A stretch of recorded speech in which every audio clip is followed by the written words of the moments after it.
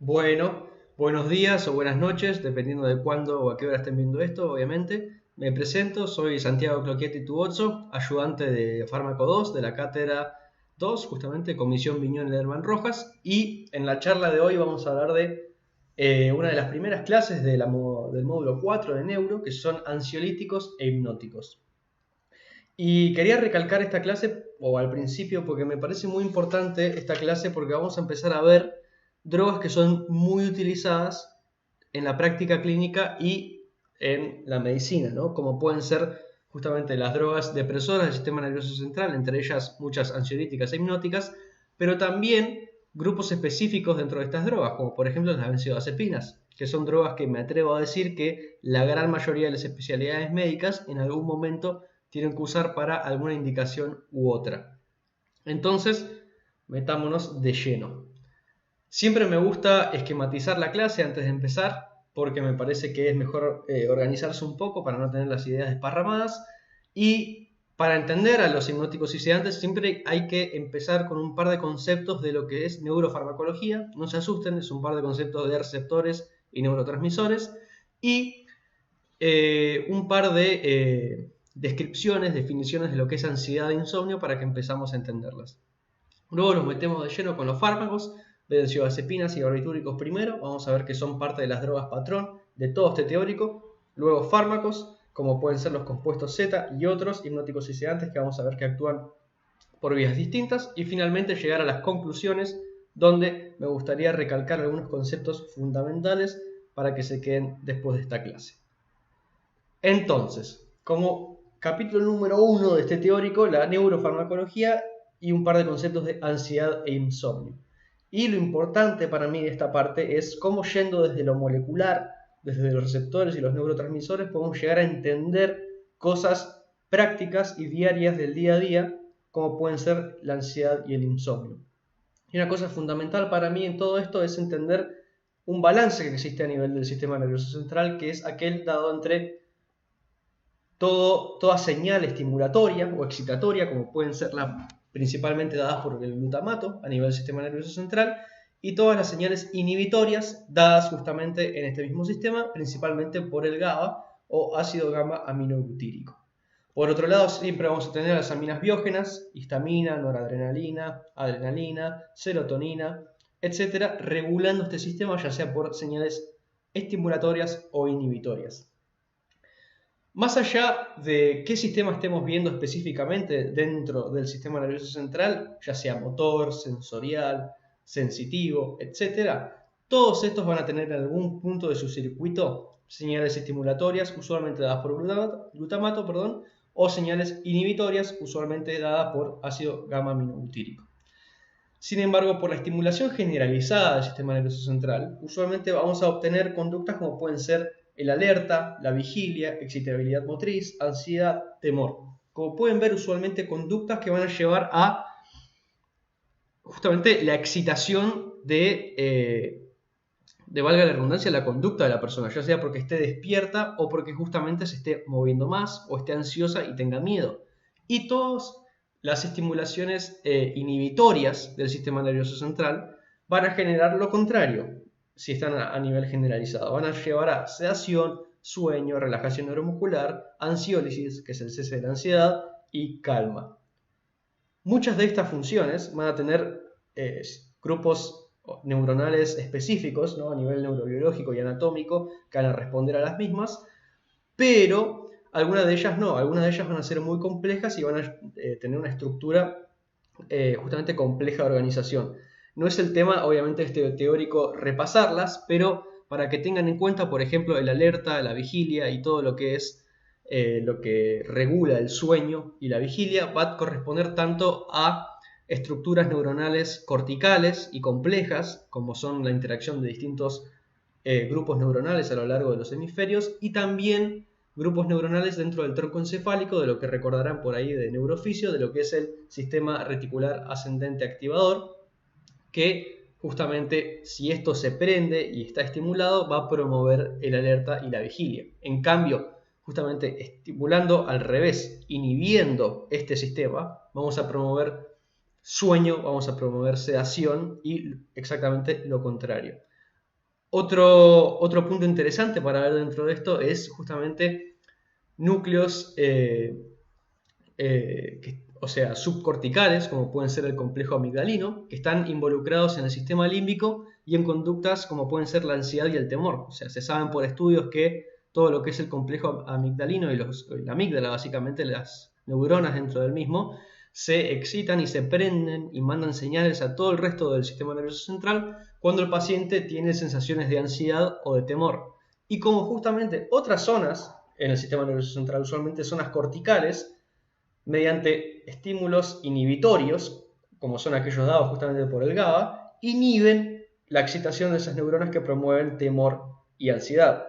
Entonces, a lo que voy con todo esto es para que veamos cómo tanto a nivel generalizado como localizado, estimulación y inhibición está controlando la mayor parte de todo, y cómo a nivel farmacológico podemos después llegar a regularlo. Entonces, para eso tenemos que tener y empezar a estudiar justamente, como estamos en el teórico de hipnóticos y sedantes, el sistema del GABA o del ácido gamma-aminobutírico. Y para estudiar el sistema del GABA tenemos que ponernos a estudiar el receptor. Porque como sabemos de neurooficio, en realidad lo inhibidor no es el neurotransmisor, sino el receptor. Entonces sabemos que el receptor de GABA de tipo A va a ser el más distribuido por todo el sistema nervioso central y en realidad por todo el organismo de las personas, de los humanos, y es aquel receptor principal con actividad inhibitoria. Sabemos que el GABA tiene receptores de tipo B y de tipo C también, pero esos no nos van a importar en la charla de hoy. Es un receptor ionotrópico, o sea que está asociado a un canal de cloruro, que cuando es activado usualmente por agonistas, como pueden ser a nivel endógeno el GABA, va a promover un rearreglo conformacional del receptor, permitiendo la entrada, el aumento de la permeabilidad al ion cloruro, que como sabemos es un anión, y va a favorecer la hiperpolarización y posterior cese de estimulación de esa neurona con la consiguiente disminución de señalización de la misma. Sabemos que es un receptor pentamérico, eso significa que tiene 5 subunidades. Acá vemos las que se sabe que están más presentes en el sistema nervioso central de los humanos, que son usualmente 2 subunidades alfa, 2 subunidades beta y una subunidad gamma. Como les mencioné, aumenta la permeabilidad al cloruro una vez que es activado y puede ser activado y modulado por diversas sustancias. Ahora, ¿qué es importante del receptor de GABA? Bueno, se sabe que en realidad hay varios subtipos de subunidades. Tenemos alfa, tenemos beta, tenemos gamma, tenemos epsilon y así hay un montón de tipos de subunidades que lo pueden componer. ¿Qué es importante de esto? Que de acuerdo a la estequiometría de lo que es lo más abundante, o sea 2 alfa, 2 beta y 1 gamma, dependiendo del subtipo de subunidad que tenga ese receptor, por ejemplo, específicamente las alfa, si es alfa 1, si es alfa 2, si es alfa 3, el subtipo de subunidad alfa que tenga ese receptor GABA, la función y el lugar dentro del encéfalo que va a tener y justamente si es que lo activamos o si lo inhibimos, qué podemos regular en el ser humano justamente. Entonces, como les mencionaba, lo más frecuente es que los pacientes, o justamente todos los seres humanos, tengamos 2 alfa, 2 beta y 1 gamma en lo que es subunidades. Pero, si esas subunidades alfa son alfa 1, alfa 2, alfa 3 o alfa 5, va a variar qué pasa cuando ese receptor GABA es estimulado y dónde está ese propio subtipo de receptor GABA. Para entender, no hay nada mejor siempre que un ejemplo, entonces veamos acá.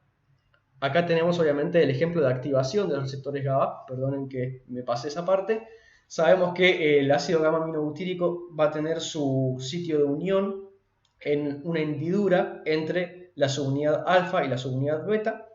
La unión de esta pelotita roja sería el GABA, estaría estimulando este cambio conformacional del receptor que estaría abriendo este conducto de permeabilidad del cloruro y así pasarían justamente de los aniones cloro para hiperpolarizar a la célula.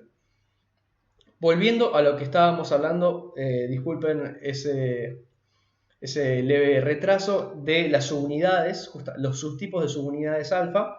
Como les mencioné, en el sistema nervioso central la mayor parte de los receptores GABA son 2 alfa, 2 beta y 1 gamma. Sin embargo, dependiendo de qué subtipo de alfa tengamos, dónde es que se van a localizar, y qué función van a tener cuando sean activados.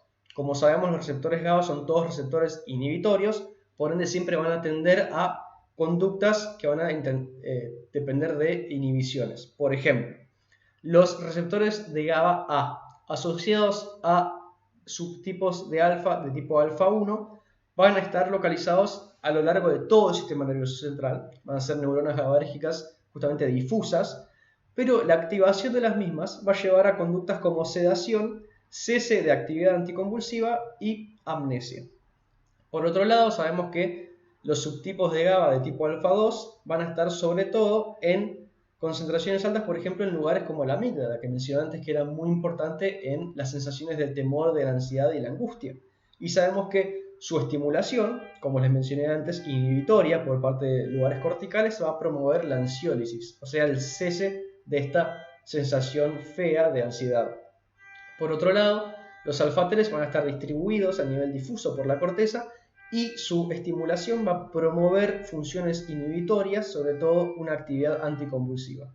Y por último, los subtipos de tipo 5, ¿no? Alfa 5, van a estar distribuidos sobre todo en el hipocampo, en el lóbulo temporal medial, que como sabemos tiene funciones muy importantes en lo que es memoria y aprendizaje, y justamente la inhibición de lugares con funcionalidades importantes en memoria y aprendizaje va a fomentar disfunciones cognitivas y memoria.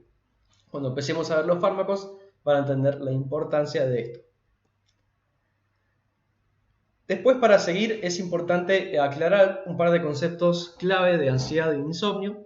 Empezando primero con ansiedad, uno la puede definir, o sea, básicamente la ansiedad es una emoción humana, o sea, todas las personas sentimos en algún momento ansiedad y justamente es una función adaptativa. Eso significa que cuando funciona normal, por ejemplo, ante eventos o momentos en los que de alguna manera y entre comillas deberíamos sentirnos ansiosos, por ejemplo un agresor, por ejemplo lo que puede ser, imaginémonos, vemos un animal salvaje, un oso que nos está por matar, está bien sentirse ansioso, está bien sentirse con miedo, sentir el temor, que el sistema simpático se active y que nos ayude a sobrevivir. Sin embargo, la ansiedad se vuelve patológica cuando estos sentimientos desagradables que pueden llevar justamente a síntomas somáticos empiezan a aparecer en áreas y momentos de la vida en los cuales no deberían aparecer. Por ejemplo, cuando no hay estímulo perceptible alguno. Una persona en su casa o yendo al trabajo que se empieza a sentir ansioso y puede llevar hasta, por ejemplo, un ataque de pánico sin tener un estímulo perceptible presente justamente. Sin embargo, como vamos a ir viendo, esos estímulos se van a ver, por ejemplo, en psiquiatría, sí los va a tener, pero obviamente más en su psique.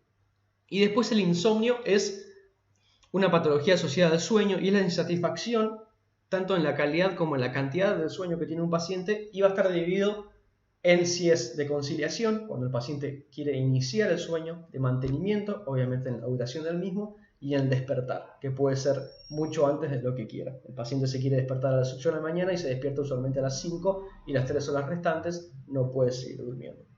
Estas dos son patologías muy prevalentes, no solamente en la Argentina, pero en todo el mundo, y para eso está siempre bueno ver unos números. Por ejemplo, sabemos que, de acuerdo a un estudio epidemiológico que fue realizado hace algunos años acá en Argentina, un 16,4% de toda la población argentina padece o padeció trastornos de ansiedad. Eso es un montonazo de gente. O sea, la ansiedad, entre comillas, patológica que le estamos poniendo a las personas, es sufrida por mucha gente usualmente. Y también tengamos en cuenta que por ahí mucha gente la sufre y no fue agarrada por este estudio, o de alguna manera la manera de buscar a esta gente que sufrió ansiedad no era la mejor. Así que podemos estar hablando hasta de números mayores.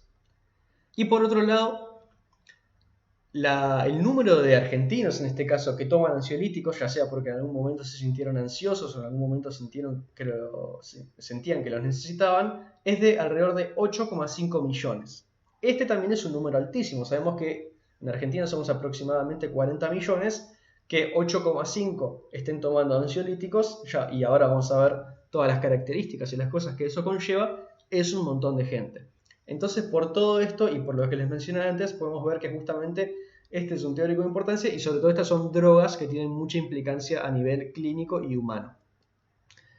Entonces, un par de las drogas que vamos a ir viendo en la charla de hoy, y drogas en general que son ansiolíticas e hipnóticas, son principalmente las de la izquierda que puse acá, las benzodiazepinas, barbitúricos, compuestos Z, melatonina y ramelteón.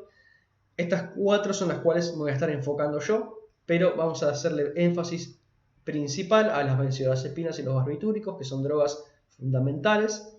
Después los compuestos Z y la melatonina y ramelteón, que en realidad no serían ansiolíticos, sino drogas hipnóticas, porque van a favorecer el inicio justamente del sueño. Sin embargo, sabemos que la ansiedad también puede ser tratada por otros fármacos que fueron inicialmente indicados para otros trastornos psiquiátricos, pero sabemos que sirven también para trastornos de ansiedad.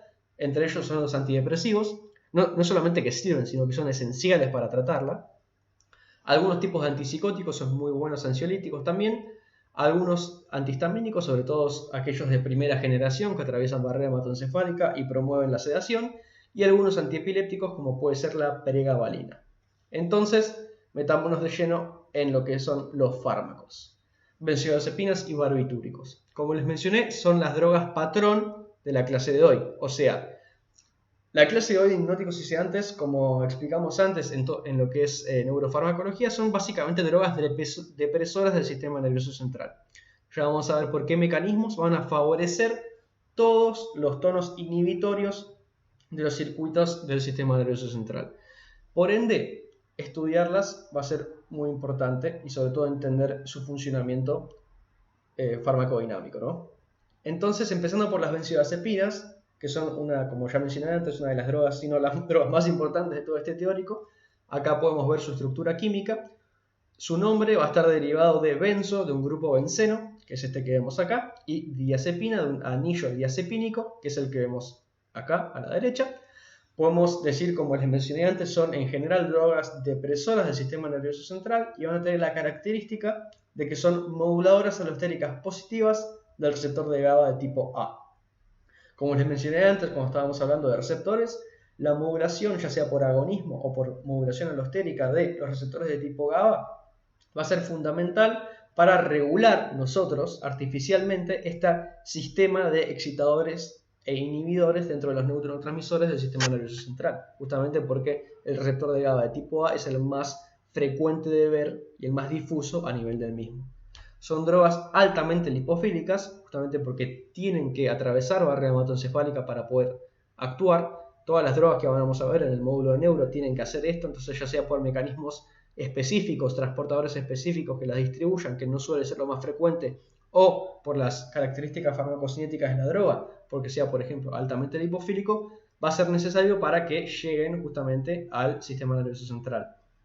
Y finalmente, sus efectos farmacológicos esenciales van a ser la ansiólisis, la sedación, la hipnosis, la miorelajación y algunos efectos anticonvulsivos, todos dados, como vimos antes, por este agonismo, más que en realidad agonismo no, sino modulación alostérica positiva de los receptores de GABA de tipo A. Y algunos nombres para que tengan en cuenta son midazolam, triazolam, alprazolam, lorazepam, clonazepam y diazepam. Sobre todo, se diferencian por sus características farmacocinéticas que las van a diferenciar en sus usos en la práctica clínica y los vamos a ir viendo a lo largo de la charla. Entonces, para entender cómo es la dinámica de las benzodiazepinas con el receptor de GABA, está buena una pequeña animación y, como dijimos antes, son drogas que modulan alostéricamente la dinámica del receptor. Esto es porque por sí solas no pueden justamente activar el receptor de GABA. Por ende decimos que solo pueden actuar en presencia de GABA en la brecha sináptica. Entonces, cuando se unen, justamente en este caso estaría dado por la pelotita esta, el circulito azul, haríamos caso que esto es una benzodiazepina que va a unirse justamente a una hendidura que está entre la subunidad beta y la subunidad gamma para aumentar la afinidad del receptor de GABA por el GABA, para que justamente más moléculas de GABA pueden unirse al receptor.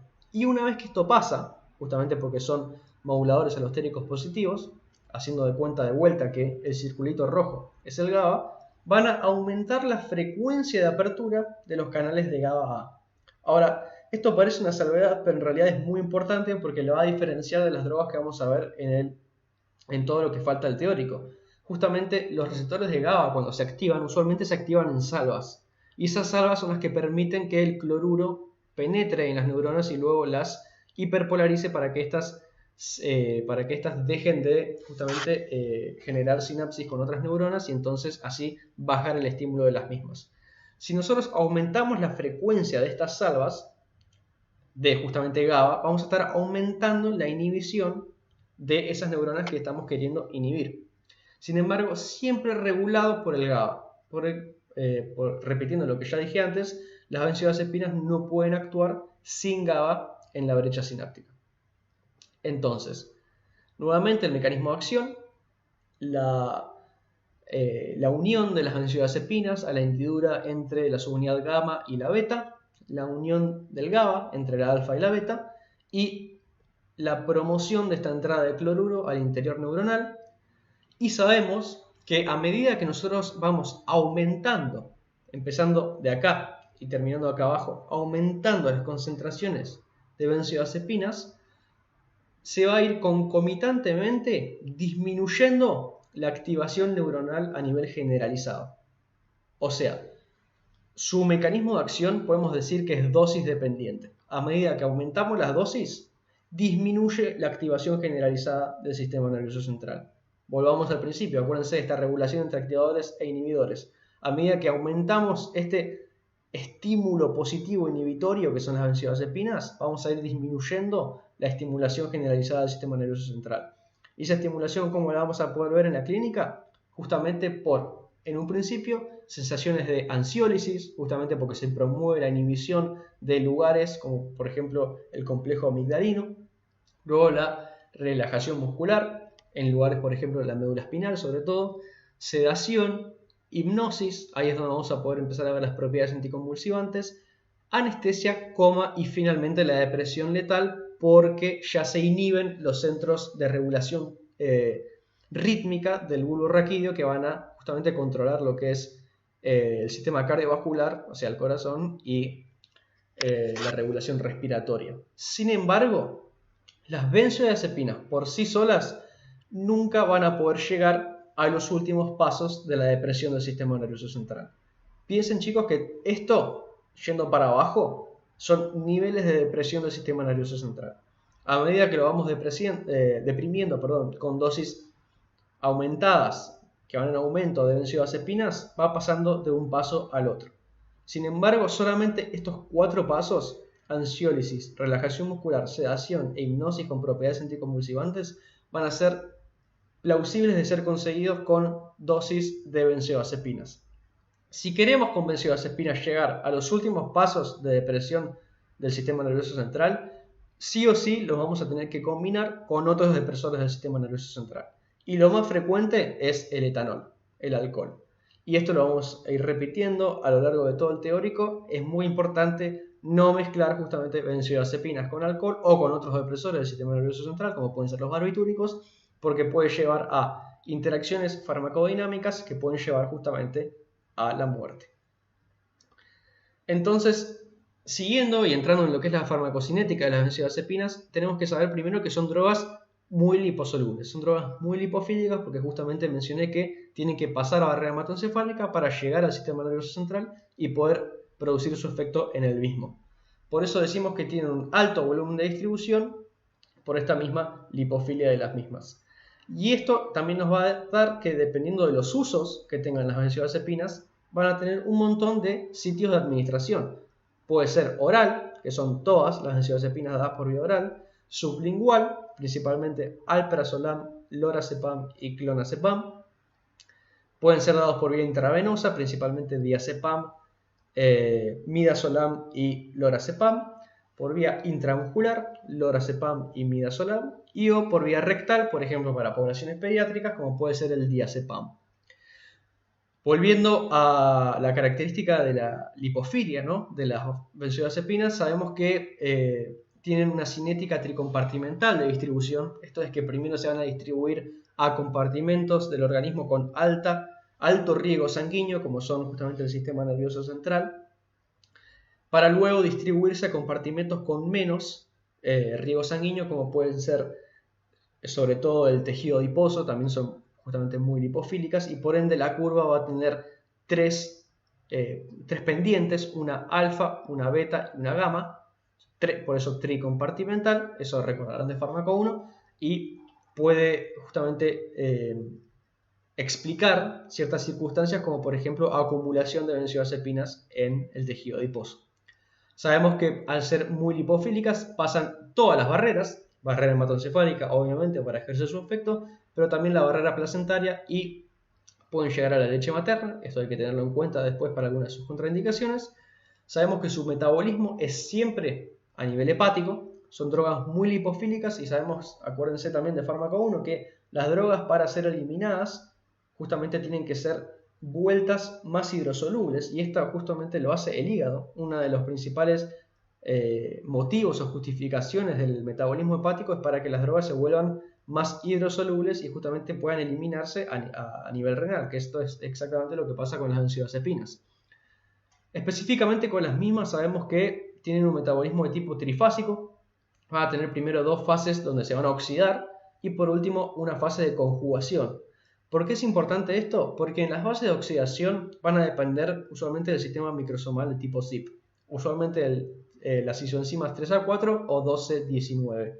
Y además porque dos de estas, el lorazepam y el oxazepam, solo van a tener una fase de conjugación, o sea, no van a tener las fases oxidativas. Y otra cosa de importancia es que personas con ciertas deficiencias fisiológicas o patológicas, como pueden ser insuficiencias hepáticas, cirrosis o simplemente en ancianos, van a tener una disminución de la actividad de todas estas fases oxidativas, o sea, de las fases dependientes del CYP. Entonces, drogas que solamente tengan el metabolismo por la fase de conjugación van a ser de alguna manera mejores en pacientes que tengan dificultades hepáticas o fisiológicas como pueden ser ancianos.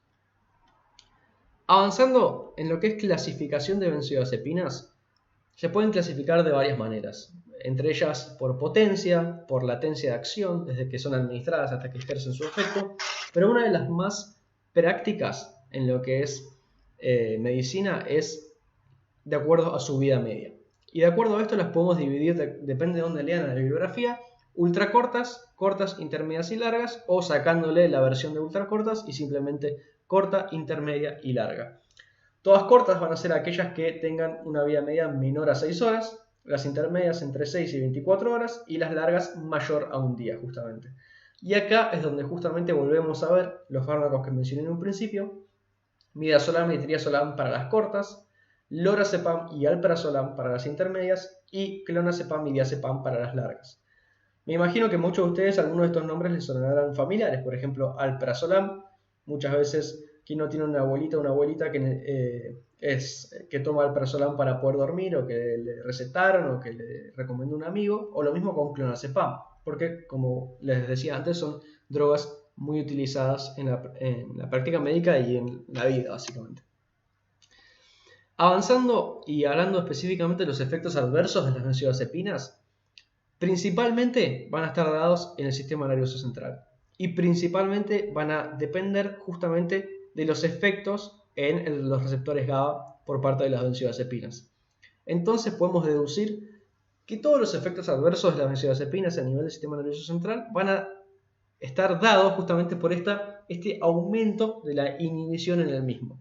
Entonces van a ser, por ejemplo, sedación en un paciente en el cual queremos ansiólisis, pero llegamos a rangos no hipnóticos, pero ya sedativos, entonces el paciente tiene incoordinación motora, empieza a tener deficiencias en algunas funciones cognitivas, etcétera, justamente por estos aumentos de la inhibición en el sistema nervioso central. Otra cosa frecuente es el sueño residual, cuando las benzodiazepinas se dan para trastornos del sueño, por ejemplo insomnio, que el paciente cuando se despierta al día siguiente sienta algún tipo de letargo o estupor por el efecto continuo de estos depresores de las benzodiazepinas en el sistema nervioso central. Otra cosa muy importante que puede ser vista es un efecto adverso, que puede ser visto justamente como un efecto terapéutico, que es la amnesia anterógrada. Justamente todo desde el momento del inicio del efecto hasta el cese del efecto, el paciente no puede recopilar ninguna memoria, no puede recordar lo que pasó desde que se le fue dado el medicamento. Esto es algo que puede ser de mucha utilidad, sobre todo en la práctica anestésica. Entonces, una posible pregunta es: ¿qué efecto adverso de las benzodiazepinas es tanto un efecto adverso como un efecto terapéutico? Y eso puede ser la amnesia anterógrada. Cefalea, vértigo, como les mencioné, incoordinación motora. Y algo que se ve y es frecuente, o sea, dentro de la infrecuencia de su efecto adverso, es más frecuente de ver en la población geriátrica, en ancianos, y en la población pediátrica, que son reacciones de desinhibición. Usualmente se piensa que hay circuitos inhibitorios justamente de la inhibición. Entonces, si nosotros inhibimos esa inhibición de la inhibición, estaríamos estimulando al paciente. Justamente es parte de lo que pasa, por ejemplo, con otras drogas depresoras como son el alcohol. En parte de la intoxicación del alcohol, el paciente puede en un momento sentirse eufórico, excitado, y estas reacciones de desinhibición pueden ser vistas también con drogas inhibitorias del sistema nervioso central, como son las benzodiazepinas. Efectos adversos gastrointestinales, como muchas drogas que son dadas por vía oral, entre lo que son las náuseas y los vómitos o la diarrea, sobre todo, por ejemplo, después de que el paciente está levantándose, por ejemplo, un paciente que sufre insomnio y la tomó a la noche, la benzodiazepina, cuando se levanta y tiene el sueño residual, puede tener algunas reacciones gastrointestinales, sino después de tomarla. Y algo muy importante, sobre todo para muchas de las drogas que van a ir viendo, chicos, en el módulo de neuro, son los posibles efectos adversos en la esfera sexual del paciente. Y eso es que las benzodiazepinas suelen dar o están asociadas a disfunción sexual. Esto va a ser importante porque muchas de las drogas que nosotros vamos a coadministrar muchas veces con benzodiazepinas para tratar, por ejemplo, trastornos de ansiedad o trastornos depresivos, que van a ser antidepresivos, o en pacientes, por ejemplo, que tengan trastornos psicóticos, para también fomentar disfunciones sexuales. Entonces, en un paciente que ya la está pasando mal en una esfera psiquiátrica, le vamos a estar empeorando las cosas con lo que puede ser una disfunción sexual. Ahora bien, ya vamos a ver que aunque tengan todos estos efectos adversos, las benzodiazepinas son muy buenas, y los otros fármacos de neuro también son muy buenos para tratar los trastornos. Es decir, aunque ocasionen disfunción sexual, muchas veces son necesarios y le van a hacer muy bien al paciente. Y justamente efectos adversos generales en todo el organismo van a ser la tolerancia, la dependencia, la abstinencia y la posible teratogenicidad. Sabemos que las benzodiazepinas son drogas que pueden generar tolerancia. Esto significa que vamos a tener que aumentar las dosis con el tiempo para poder ejercer el mismo efecto que antes. Esto es usualmente a nivel farmacodinámico, por modificaciones a nivel de la farmacodinamia. Son drogas que pueden generar posible abuso y dependencia, porque el paciente empieza a depender tanto física como psíquicamente de los efectos que generan las benzodiazepinas, y por ende, cuando se dejen de dar, sobre todo en pacientes con uso crónico, esto era muy frecuente, sobre todo antes, en la década, no recuerdo si eran 80s o 90s, pero sí en el siglo XX, con el uso del lorazepam, se vio mucho la dependencia y abstinencia cuando se deja de dar el fármaco justamente, y el paciente empieza a sentir todo lo contrario a los efectos que daba el fármaco. Por ejemplo, empieza a sentirse con ansiedad, empieza a sentirse de vuelta con insomnio, lo que se denomina insomnio de rebote, empieza a sentirse con miedo, excitado, etc. Recuerden de vuelta esta regulación excitadora contra inhibidora. Si es que le dejamos de dar el inhibidor, lo excitador empieza a tomar control. Y por ende, mencionamos que son fármacos que pueden atravesar placenta y por ende llegar al feto, y son fármacos que pueden llegar a la leche materna. Entonces están asociados a teratogenicidad y por ende, sobre todo a cosas como son el paladar hendido. Por ende, la FDA las categoriza como drogas de clase D, por lo que no van a estar recomendado su uso en pacientes embarazadas. Sin embargo, cuando los beneficios le ganan a los riesgos, que son muchos, como ya mencioné, puede ser aceptable su uso. Sin embargo, en líneas generales, y sobre todo para fármaco, están contraindicados en personas embarazadas, sobre todo porque son clase D de la FDA. De acuerdo a las interacciones, siempre en fármaco las interacciones las podemos dividir en farmacodinámicas o farmacocinéticas, ya sea porque afectan el mecanismo de acción en la dinámica de los fármacos con sus receptores específicos, o porque interactúan en la esfera del metabolismo, de la distribución, todo lo que es la farmacocinética. Por ende, acá en el muñequito, lo farmacodinámico lo vamos a poner principalmente en el cerebro. ¿Y por qué es eso? Porque toda interacción principal de las benzodiazepinas va a ser con depresores del sistema nervioso central. Todo depresor del sistema nervioso central va a interactuar con las benzodiazepinas y va a fomentar la inhibición que ya fomentaban las mismas benzodiazepinas. Eso significa que benzodiazepinas tomadas, por ejemplo, con alcohol o con barbitúricos o con antagonistas histaminérgicos de tipo 1, va a inhibir aún más el sistema nervioso central. Y esto puede ser grave.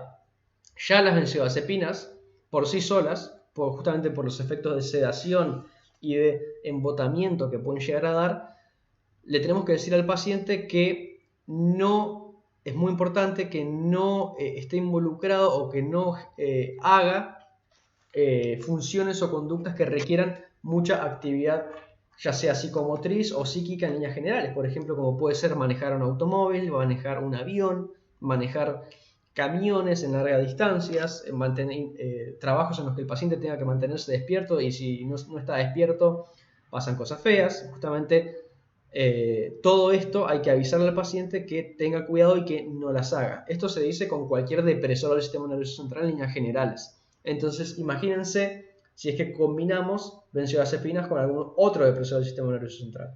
Vamos a estar fomentando aún más la inhibición y cualquier posible efecto adverso o toxicidad que pueda ocasionar, que se le pueda ocasionar al paciente, y sobre todo de reacción adversa en líneas generales.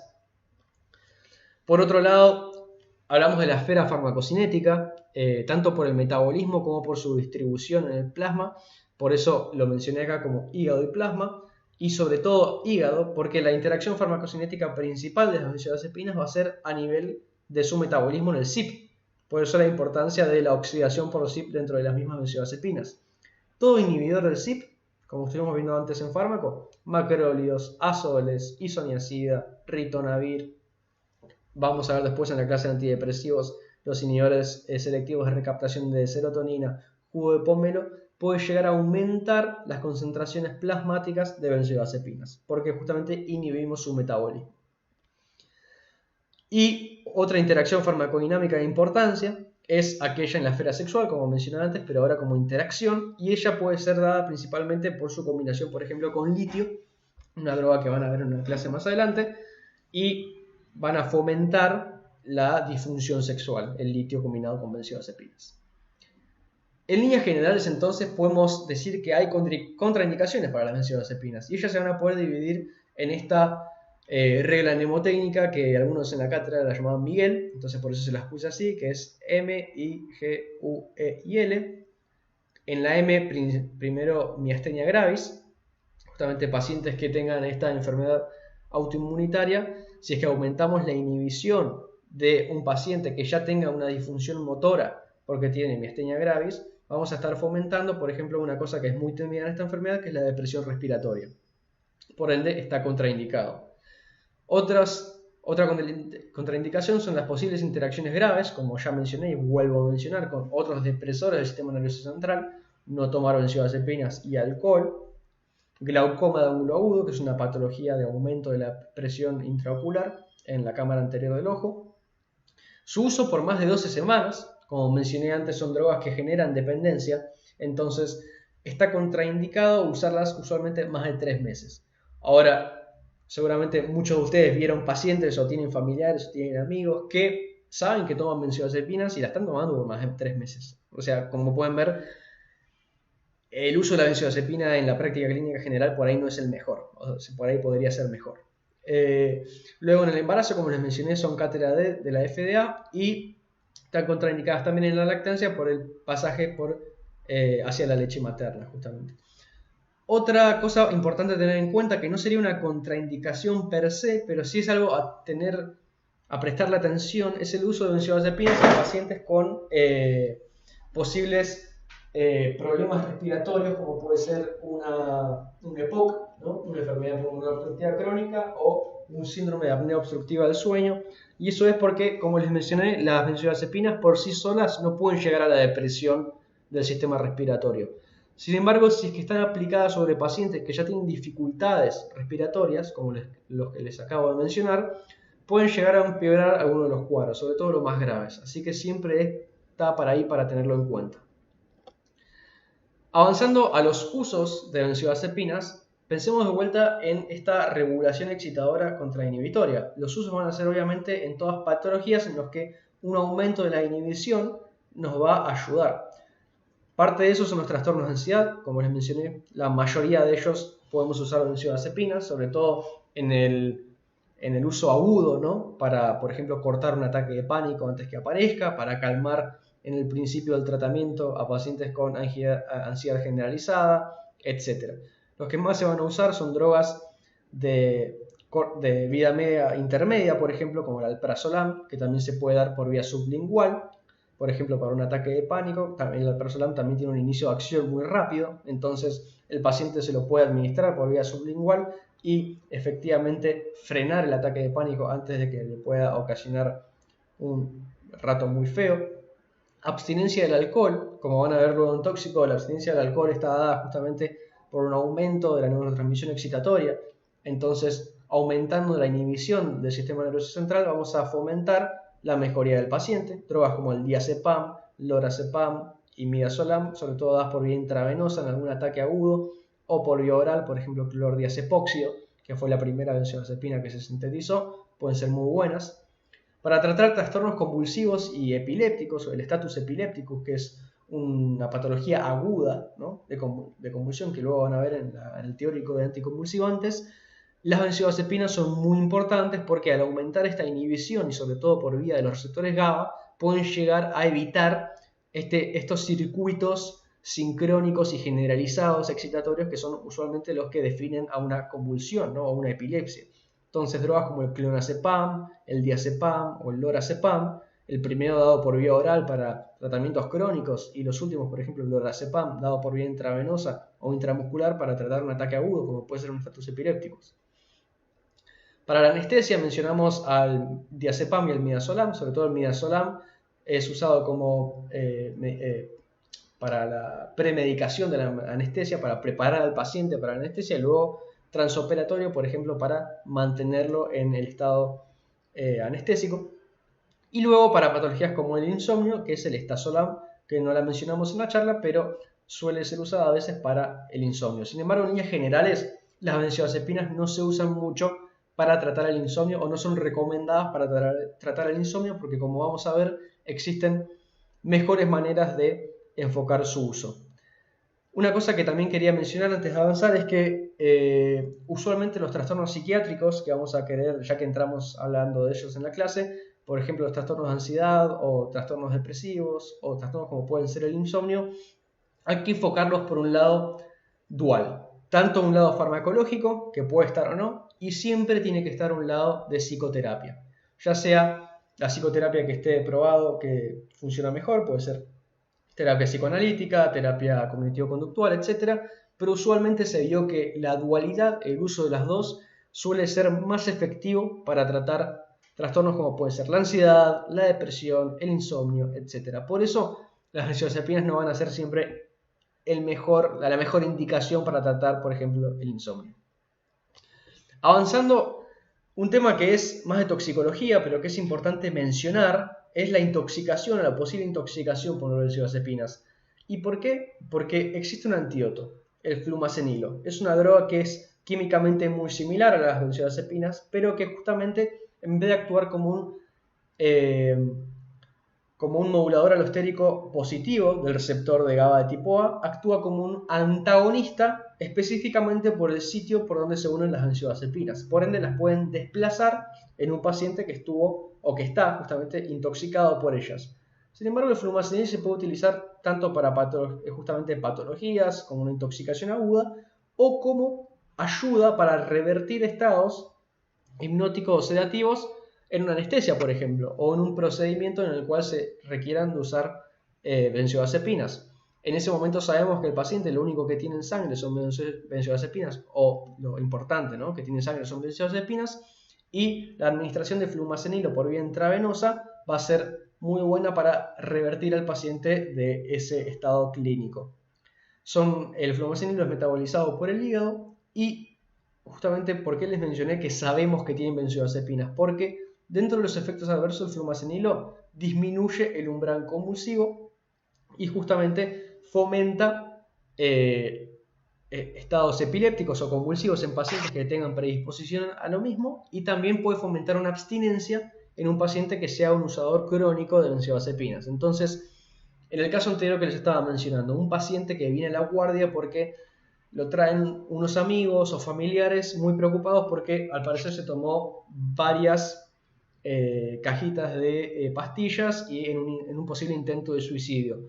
Ahí el uso de flumacenilo, como van a ver después en tóxico, justamente es polémico y está discutido, porque al disminuir el umbral convulsivo y al tener esta posibilidad de generar abstinencia en un paciente que era usador crónico, pueden justamente fomentar estados de clínica peor y justamente fomentar convulsiones en ambos estados, ya sea por una abstinencia aguda que lleva a un estado excitador que me lleva a convulsiones, o directamente por disminuir el umbral convulsivo y permitirle a ese paciente que por ahí tiene una cointoxicación con otros fármacos, usualmente antidepresivos tricíclicos o barbitúricos, que también fomentan estas actitudes convulsivas. El uso de flumacenilo lo único que va a hacer ahí es dañar. Por ende, está discutido en estos casos. Avanzando entonces, les mencioné que las benzodiazepinas no se suelen tomar por más de 12 semanas. Entonces, una cosa muy charlada y muy discutida en la práctica clínica, sobre todo psiquiátrica, es cómo se retiran las benzodiazepinas una vez que se empezaron a usar, y sobre todo cuando se usan por un periodo crónico. Existe un método que es usualmente el más usado, que es aquel de un cuarto. Por semana vamos retirando un 25% de la dosis inicial. La semana número 1 pensemos que teníamos la dosis completa, sacamos un cuarto, 75%. Tercera semana un cuarto más para que me quede la mitad. Cuarta semana un cuarto más para que me quede justamente solamente el 25%. Y ya para la quinta semana, habiendo pasado un mes desde el inicio del retiro, justamente, que el paciente esté sin benzodiazepinas, posiblemente en sangre y sobre todo para ser administradas. Otro posible método es de la primera a la segunda semana sacarle el 50% y después desde la segunda semana a la tercera, a la cuarta y así, etcétera, sacarle un 10%. O sea, de segunda a tercera 10% menos, 50-40, de tercera a cuarta 10% menos, 30 y así hasta que llegamos a 0. Usualmente este que les acabo de mencionar es el más usado porque suele disminuir mucho los efectos de abstinencia y reducir la justamente dependencia que puede llegar a tener el paciente. Muy bien, entonces con eso pasamos benzodiazepinas. Y siguiente en la charla son los barbitúricos, que son usualmente drogas que nosotros comparamos, sobre todo hablando de lo que es la farmacodinamia con las benzodiazepinas. A nivel general, los barbitúricos son depresores, igual que las benzodiazepinas, del sistema nervioso central. Van a estar todas constituidas en lo más básico por lo que es el ácido barbitúrico, que es la fotito que tienen acá, solamente que van a tener obviamente más uniones químicas, sobre todo radicales en algunos de estos lugares con carbonos, y eso le va a agregar las capacidades justamente depresoras del sistema nervioso central que el ácido barbitúrico no tiene. En líneas generales son drogas que están actualmente en desuso, sobre todo porque tienen muchas cosas que son peores que las benzodiazepinas, y una de ellas es el menor umbral terapéutico que tienen. O sea, entre las dosis que son terapéuticas y las dosis que empiezan a ser tóxicas existe poca diferencia y es muy fácil intoxicarse con barbitúricos. Y la intoxicación no es ninguna joda, porque justamente pueden generar rápidamente una depresión cardiorrespiratoria, sobre todo de los centros respiratorios, que puede llevar a la muerte. Sin embargo, justamente por ser drogas que actúan en el sistema nervioso central, son altamente lipofílicas, generan ansiólisis, sedación, hipnosis, miorelajación y efectos anticonvulsivos, igual que las benzodiazepinas, pero con una mayor eficacia. ¿A qué voy con esto? El efecto máximo al que pueden llegar los barbitúricos es la muerte, como les mencioné antes. Tanta depresión del sistema nervioso central que lleva a la muerte. Las benzodiazepinas por sí solas nunca llegan a eso. ¿Se acuerdan que el efecto máximo era la hipnosis profunda y justamente los efectos anticonvulsivos? Por ende, esa eficacia de los barbitúricos es mayor. Y algunos nombres para que tengan en cuenta son el tiopental, el fenobarbital y el pentobarbital. El tiopental lo van a escuchar sobre todo, o si recordarán de fármaco 1, en su uso anestésico, y el fenobarbital es específico y se usaba mucho antes como antiepiléptico y todavía tiene uso como antiepiléptico. Otra cosa importante a tener en cuenta es que, además de ser moduladoras alostéricas positivas del receptor de GABA A, como eran las benzodiazepinas, van a ser agonistas directas del mismo receptor. Eso lo vamos a ver en esta diapositiva y vamos a ver cómo, siendo esta un barbitúrico, el circulito violeta, uniéndose usualmente se piensa que el sitio de unión está en la subunidad beta, viniendo el GABA, como habíamos visto antes, el circulito rojo, van a fomentar las corrientes de cloruro y la hiperpolarización de la célula. O sea, son moduladores alostéricos positivos. Aumentan la afinidad del receptor de GABA por el GABA. Sin embargo, también son agonistas, o sea, por sí solos, sin haber GABA en la brecha sináptica, pueden aumentar también la conductancia del cloruro y la penetración de cloruro al interior neuronal con la hiperpolarización de la célula, por sí solos. Y además se vio que dentro de la dinámica molecular, en vez de aumentar la frecuencia de apertura del receptor, aumentan el tiempo que el canal permanece abierto. Esto significa que en vez de aumentar las salvas y la frecuencia de las salvas que yo les había mencionado antes y de los ingresos de cloruro, lo que hacen es aumentar el tiempo que ese canal queda abierto. Y esto es mucho peor dentro de un punto de vista, ¿no? Toxicológico. ¿Por qué? Porque le permite justamente al barbitúrico aumentar todavía más la hiperpolarización y la depresión neuronal, al permitirle a ese canal que esté más tiempo abierto y que más cloruro pueda entrar. El canal que es regulado por benzodiazepinas todavía todavía es probable que se pueda cerrar, porque lo único que hace es aumentar la frecuencia, pero al aumentar el tiempo impide que se cierre y aumenta la hiperpolarización aún más. Además, como mencioné, no necesitan entonces la presencia de GABA en la brecha sináptica para actuar, porque en altas concentraciones pueden actuar, como acabamos de ver, como agonistas. Otros posibles efectos que también tienen los barbitúricos es sobre todo antagonizar las sinapsis glutamatérgicas, sobre todo a nivel de los receptores de AMPA, y también pueden antagonizar canales de sodio voltaje dependientes, y se habla también de canales de calcio voltajes dependientes, sobre todo a esto que les acabo de mencionar, a muy altas dosis. Todo esto agrega a por qué los barbitúricos son tan tóxicos y tienen un umbral terapéutico tan chiquito. Avanzando entonces de vuelta al mecanismo de acción, sabemos que los barbitúricos, igual que las benzodiazepinas, tienen un mecanismo dosis dependiente. A medida que voy aumentando las dosis de barbitúricos, voy deprimiendo cada vez más el sistema nervioso central, empezando siempre por la ansiólisis.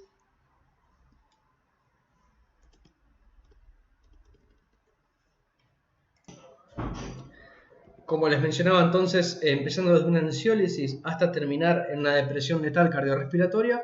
Sin embargo, comparándolo con las benzodiazepinas, sabemos que los barbitúricos van a ser capaces de conseguir todo el espectro de depresión del sistema nervioso central. Entonces, avanzando, yendo a lo que es farmacocinética, los barbitúricos van a poder ser administrados tanto por vía oral, por vía intravenosa o por vía intramuscular, siempre difiriendo obviamente del uso para el cual se lo va a usar. Al ser drogas que tienen que actuar en el sistema nervioso central, van a tener un alto volumen de distribución porque tienen que ser muy lipofílicas para poder pasar barrera hematocefálica justamente, y esta característica de lipofilia les va a permitir también pasar otras barreras como son la placenta y poder llegar a la leche materna. Esto va a ser importante por algo muy parecido a las benzodiazepinas. Además, son drogas que son metabolizadas todas a nivel hepático, o la gran mayoría de ellas, y justamente porque tienen que ser metabolizadas a metabolitos más solubles que pueden ser eliminados por vía renal, que es su principal método de excreción. Algo muy importante es la dinámica y el estímulo que tienen los barbitúricos con todo el sistema microsomal de oxidación del tipo CYP. Sabemos que son inductores del CYP y que tienen una afinidad muy alta a las mismas isoenzimas. Y no solamente a isoenzimas del CYP, sino, por ejemplo, enzimas como la delta-aminolebulínico sintetasa o enzimas como la aldehído deshidrogenasa, aumentando las concentraciones de las mismas a nivel celular. Esto sobre todo para las isoenzimas de tipo 2B1 y 3A4 del CYP. ¿Por qué les mencioné enzimas como la delta-aminolebulínico sintetasa? Porque se vio que dentro de los efectos adversos que tienen los barbitúricos está asociado, por ejemplo, el inicio de una porfiria aguda intermitente, justamente por esta interacción con esta enzima, la delta-aminolebulínico sintetasa. Y además para que tengan en cuenta el perfil de inducción enzimático, que es mucho más amplio que solamente el CYP. Avanzando entonces dentro de lo que son los efectos adversos, ya les mencioné uno, y otro importante que es una contraindicación absoluta, ¿no? La porfiria intermitente aguda, y en líneas generales todos los efectos adversos de los barbitúricos van a estar asociados con esta depresión del sistema nervioso central, igual que las benzodiazepinas. Entonces, de igual manera podemos hablar de sensaciones de sedación, de letargo, de embotamiento después de su uso, sobre todo en pacientes que las usaron para intentar dormir al día siguiente, lo mismo, sueño residual. Una cosa importante es que alteran el sueño de igual manera que las benzodiazepinas. Esto significa que la arquitectura del sueño está alterada en lo más básico de la misma. Esto es porque las fases, si recordarán, el sueño estaba constituido por el no REM y el REM. Las fases no REM, que van desde la fase 1 a la fase 4 en profundidad, usualmente las benzodiazepinas y los barbitúricos lo que hacen es aumentar mucho la fase 2 para disminuir a sus expensas la fase 3 y la fase 4. O sea, disminuyen el sueño profundo y aumentan mucho el sueño de fase 2 y a su vez disminuyen en líneas generales el tiempo en el que el paciente está en fase REM, ¿no? En estado REM, aumentando la cantidad de veces que uno está en estado REM durante el sueño. En líneas generales, lo importante es que reducen el tiempo total que uno está en REM y reducen el tiempo total que uno está en fase 3 y fase 4, aumentando en líneas generales el tiempo que uno está en fase 2. Entonces uno tendería a pensar, bueno, los pacientes seguramente se van a sentir más cansados, pero en realidad los resultados por parte de los pacientes suelen ser bastante satisfactorios. Siempre mencionan que tienen un sueño al menos más revitalizador. Así que no siempre las fases o la alteración del sueño está asociado a esto, pero también podemos tener lo contrario, personas o pacientes que no estén conformes con la manera en la que durmieron después de la administración del fármaco. Otros efectos adversos son la amnesia anterógrada, igual que las benzodiazepinas, la excitación paradójica, que habíamos mencionado con las benzodiazepinas, y lo mismo, cefaleas, vértigo, y lo muy importante, acuérdense siempre de los barbitúricos, es que ellos son capaces de llegar por sí solos a la depresión respiratoria o cardiorrespiratoria y la muerte.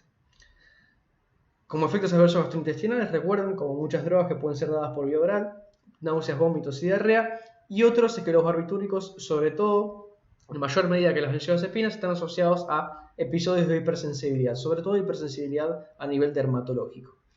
Y todos estos a nivel general, como efectos adversos, podemos mencionar igual que en las benzodiazepinas, tolerancia, significa que con la cronicidad del uso tengo que aumentar las concentraciones de la droga para conseguir el mismo efecto. Dependencia, tanto psíquica como física. Abstinencia, cuando se deja de usar en una persona que tenga dependencia de los mismos. ¿Y por qué están subrayadas? Acuérdense siempre, la intoxicación por barbitúricos es algo que hay que tener siempre en cuenta, es un efecto adverso posiblemente mortal. Las posibles interacciones, que son las mismas que con las benzodiazepinas, con todos los depresores del sistema nervioso central y sobre todo con toda droga que sea metabolizada por el CYP, no solamente porque ellos son metabolizados por el CYP, sino que también porque ellos los inducen. Entonces puede generar, por ejemplo, ineficacia de anticonceptivos orales, justamente, y posibles embarazos no queridos, y sobre todo la teratogenicidad de los barbitúricos, que es igual a nivel de la clasificación de la FDA, son clase D, y no se van a recomendar su uso, están contraindicados su uso tanto en embarazadas como en madres que estén lactando, para la lactancia. Avanzando entonces, habiendo pasado las principales drogas patrón de este teórico, que son las benzodiazepinas y los barbitúricos, recuerden siempre compararlos, sobre todo en su efecto, en su mecanismo de acción, cómo difiere la interacción entre las benzodiazepinas y el receptor de GABA con la de los barbitúricos y el receptor de GABA, y cómo difiere esto con las posibilidades de efectos adversos y la posibilidad justamente letal que tienen los barbitúricos con la de las benzodiazepinas. Recuerden esto siempre cuando estén estudiando esos dos temas. Y vamos a avanzar a los últimos fármacos de la clase, que son otros tipos de hipnóticos y sedantes, como pueden ser los compuestos Z y otros, que van a justamente ir mostrando el avance de la farmacología y este intento de conseguir drogas que sean menos tóxicas y puedan generar menos efectos adversos que las que mencionamos antes. Y para empezar tenemos a los compuestos Z, que son llamados así porque, aunque no sean todos químicamente iguales, todos siempre van a estar asociados a una Z en su nombre, entonces se lo llamó compuesto Z. Acá tenemos la estructura química del zolpidem, que es uno de ellos, y podemos decir que son todos agonistas del receptor de GABA. ¿En dónde? En el mismo lugar donde se unían las benzodiazepinas. Entonces, a diferencia de las benzodiazepinas, que son moduladoras alostéricas o positivas, estos son agonistas. ¿Y qué tienen de particular? ¿Se acuerdan cuando charlábamos la parte de subtipos de subunidades gamma, que parecía que era mucho? En realidad me están explicando justamente por qué los compuestos Z, al actuar solamente en las subunidades de tipo alfa 1, van a generar solamente lo que las unidades alfa 1 generaban cuando eran estimuladas por el GABA, o sea, sensaciones de sedación, hipnosis y efectos anticonvulsivos. Sin embargo, la estimulación de la subunidad alfa 1 por sí sola no consigue buenos efectos anticonvulsivos. Para eso es necesario poder estimular casi a todos los posibles receptores GABA. Por ende, solo con estimular a los tipos alfa 1 no conseguimos buenos efectos anticonvulsivos. Por eso los compuestos Z no son buenas drogas anticonvulsivas. Casi no tienen efecto. O solo tienen altas dosis.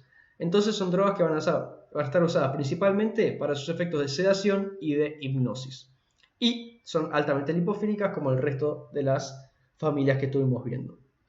Entonces, para repasar y charlar de vuelta el mecanismo de acción, podemos ver cómo los compuestos Z, que está dado por este circulito blanco, se unen en el mismo lugar que las benzodiazepinas. Recuerden la hendidura entre la subunidad gamma y la beta, pero activan directamente el receptor de GABA y favorecen la conductancia del cloruro con la hiperpolarización de la célula.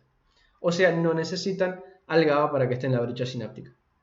Como vimos antes también, los aumentos de dosis en los compuestos Z van a disminuir la excitabilidad en el sistema nervioso central y deprimirlo de manera generalizada, de manera dosis dependiente, igual que vimos con las drogas anteriores, pasando por los mismos estados que vimos para las drogas anteriores. Sin embargo, recuerden, aunque los compuestos Z sean agonistas de los receptores GABA, solamente actúan en aquellos con subunidades de subtipo alfa 1. Entonces, la depresión del sistema nervioso central que van a generar es mucho más específica, por así decir, y no va a ser tan profunda como otras drogas que estuvimos viendo, como los barbitúricos. Entonces, solamente van a llegar por sí solas, usualmente hasta la parte de hipnosis y propiedades anticonvulsivantes. Usualmente los compuestos Z, al igual que las benzodiazepinas, no van a poder llegar a depresión letal cardiorrespiratoria por sí solas. Acuérdense siempre si están dados con otros depresores del sistema nervioso central.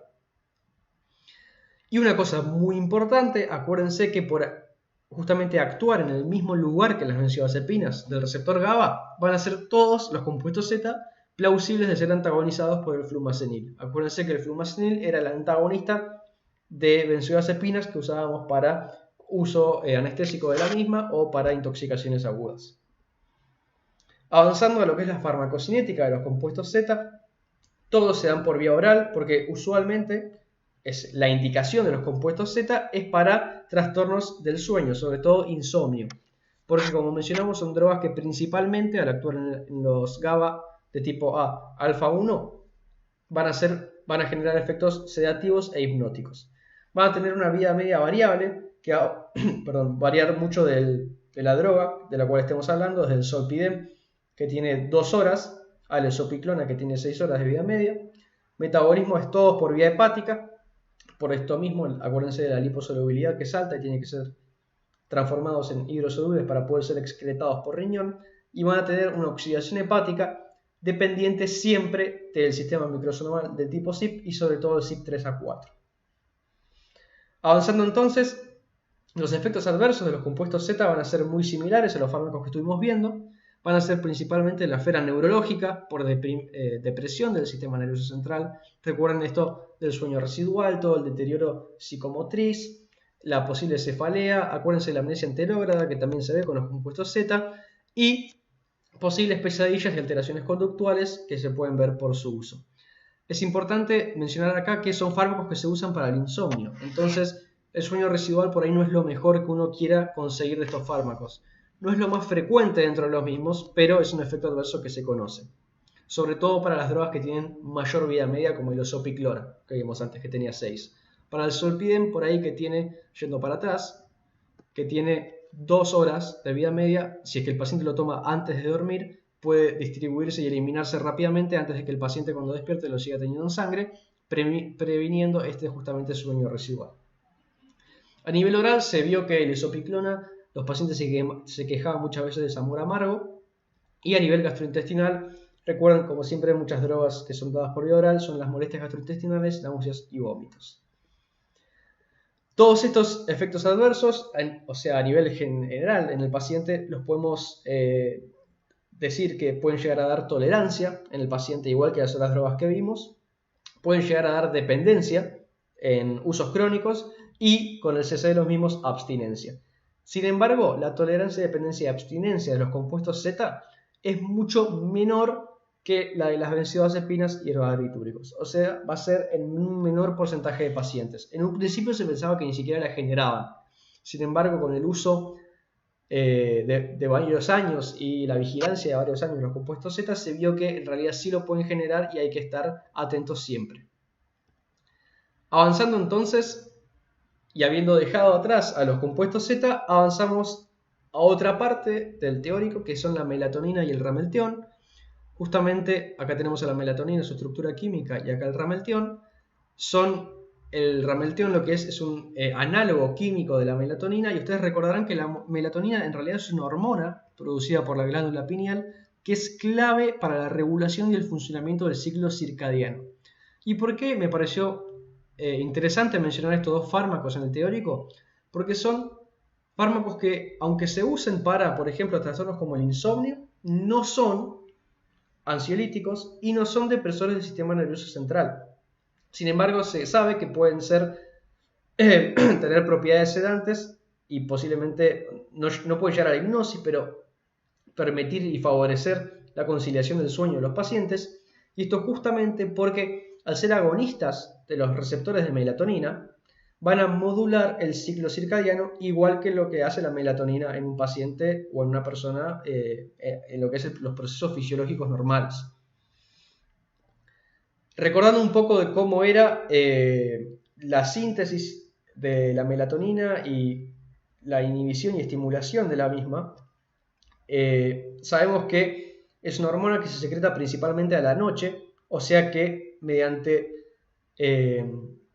receptores específicos de fotorreceptores justamente a nivel ocular, la luz del día va a inhibir la síntesis a nivel por inhibición justamente del núcleo supraquiasmático a nivel hipotalámico, va a inhibir la síntesis de melatonina a nivel de la glándula pineal. Y solamente cuando disminuyan la intensidad lumínica en el medio ambiente y aumente la oscuridad, va a empezar a desaparecer esa inhibición tónica de la luz por sobre la glándula pineal y aumentar la estimulación y la secreción de melatonina. Justamente por esto, la melatonina es una hormona que se caracteriza por aumentar en la oscuridad y sobre todo en la noche. Y se sabe que en animales que son principalmente diurnos, como somos los seres humanos, la melatonina va a favorecer entonces conductas de la oscuridad, conductas de la noche, como son el sueño justamente. El sueño, usualmente la disminución de la temperatura corporal o la disminución de la presión arterial y un montón de efectos que tiene a nivel fisiológico la melatonina, pero entre ellos el que nos importa ahora es la estimulación del sueño.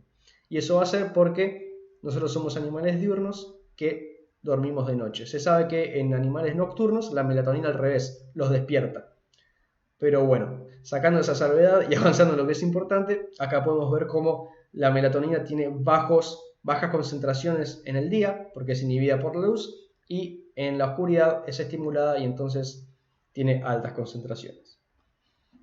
Avanzando, me pareció copado de qué es lo importante de la melatonina, qué es lo que lo diferencia de los demás, y es principalmente estas 4 cosas que les puse acá, principalmente que son drogas muy seguras, o sea, disminuyen la frecuencia del sueño residual, o sea, los pacientes que toman esto no van a tener sueño residual, que yo les mencioné con todos los fármacos anteriores, porque lo único que hace es estimular el ciclo, o sea, que el ciclo circadiano esté bien regulado y cuando el paciente sienta que tiene que ir a dormir, de verdad lo sienta y fisiológicamente los mecanismos que tienen que darse para que se sienta así se puedan dar. Además son fármacos que no están controlados justamente a nivel farmacológico y nacional como el resto de los fármacos que vimos, las benzodiazepinas, los barbitúricos o los compuestos Z, todos requieren receta para poder administrarse y poder comprarse.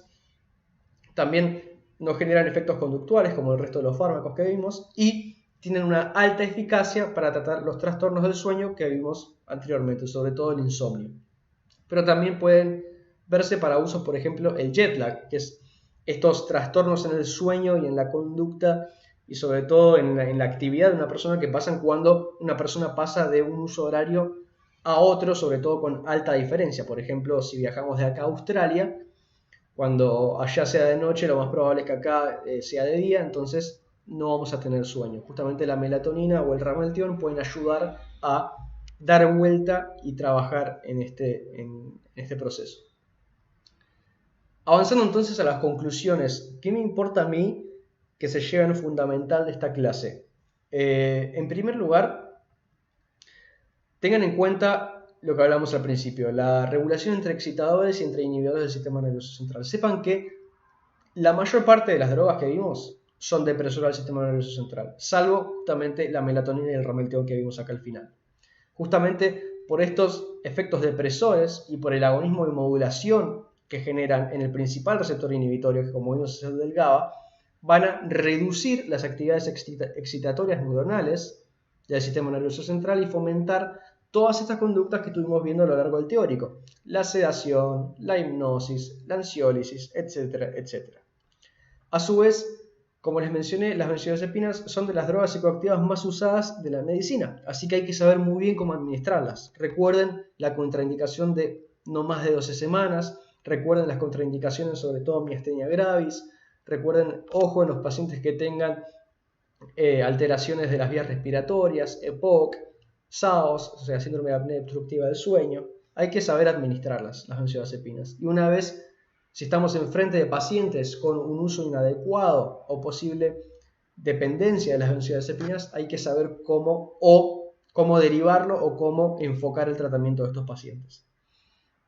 Recordemos los barbitúricos siempre el estrecho margen terapéutico y que actualmente están en desuso. Usualmente de los barbitúricos más usados son el tiopental para anestesia y el fenobarbital para trastornos epilépticos, pero hasta estos dos están en desuso, sobre todo el tiopental en anestesia, se prefieren otros fármacos.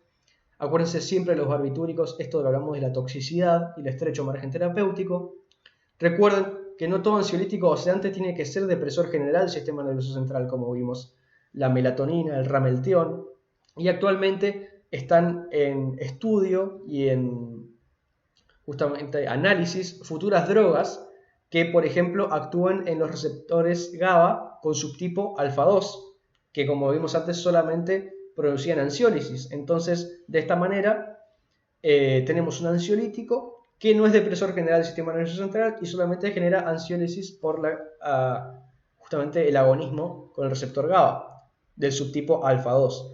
Entonces, justamente para evitar todos los efectos adversos de las benzodiazepinas, la dependencia, la tolerancia y todo lo que vimos antes, estaría bueno descubrir nuevas drogas que sean más seguras y más fáciles de usar. Sin embargo, ya las benzodiazepinas, en comparación con sus predecesoras, que eran justamente los barbitúricos, son muchísimo mejores. Como vimos, los barbitúricos son muy tóxicos. Sin embargo, con el avance continuo de la ciencia y de la farmacología, ya estamos en el punto de intentar buscar drogas que sean aún mejores y aún más seguras que las benzodiazepinas.